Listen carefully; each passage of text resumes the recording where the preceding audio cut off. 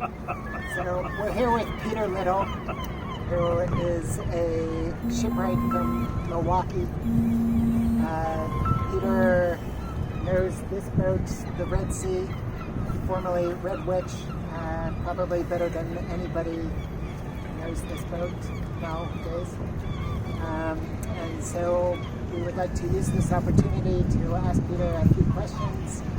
So first of all, Peter, maybe tell us a little about yourself, how you came to Milwaukee, and how you became involved with the Red Sea. Well, I was more or less born into working on boats. My family had a steamship company in New Jersey, and my great uncles were pretty famous boat builders there, but only building small craft. I had moved to Maine years and years ago and got involved with the tall ships, sailing them and building them and working on them. And I was working in Gloucester, Massachusetts, and I had just built the first schooner that had been there, built there in over 50 years. And from there in 1997, came to Milwaukee. These guys were starting to build a schooner out here, Dennis Sullivan. It's a 140-foot three-masted Great Lakes cargo schooner, replica of one. And I built that boat. It was a volunteer project. I had 11 paid staff, guys that I worked with on the East Coast came out here with me. I was going to be here for a year. We were here for 2.5 years. Went back east. There was no work, and someone called me up here to rebuild one of their sailboats.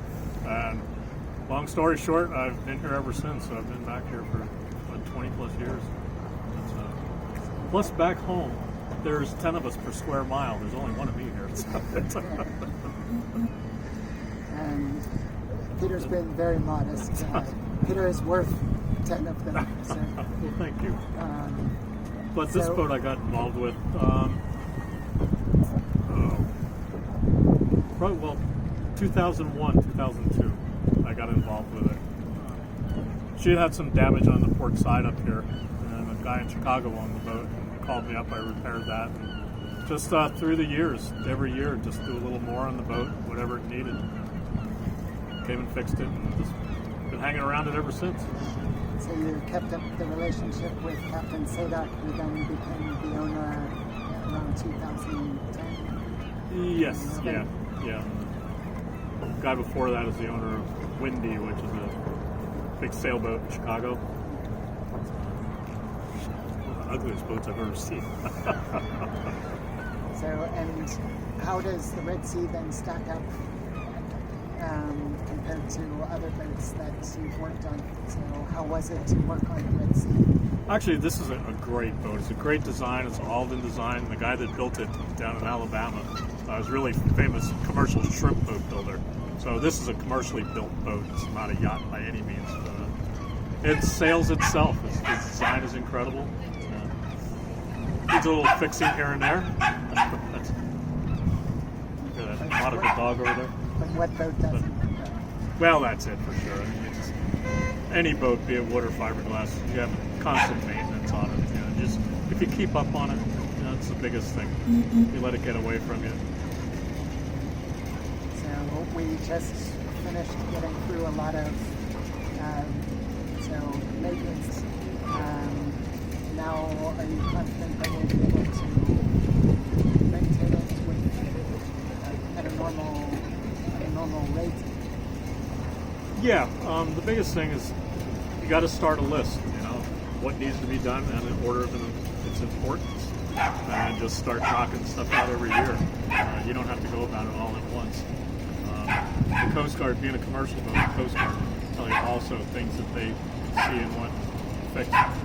So you just start with a list with those guys and then on that. So I think working with you, the privilege of working with you, it's given me a lot of confidence to attack what you keep saying, that you give the wood what it needs, and that wood is really very forgiving. But we've got some great stories about wood being forgiven. I believe that once there was a problem that the Coast Guard had with this boat, that there was an incident with the pipe that came loose Actually, it was the cap rail here, and it was this side over here. The boat hit a jetty. It was a lot taller than this, and it was steel, and tore that piece of wood up. It was probably, it was standing straight up like this almost. And the Coast Guard were really freaking out about it. Oh my God, what are we going to do about it? How can that be fixed? And I went out to look at it, just took my hand and pushed the thing right back down in place, put a couple of screws in it, there you go.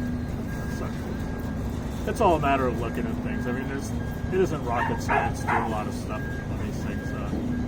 There are certain things that you follow, still do the traditional ways. Those guys doing it in the 1600s. It's not different. Tools are. As I said, Peter, it was a real pleasure to be able to work with you. And you, for sure. Thank you very much. Thank you, Peter. Thank you. All right, then. See you in New York.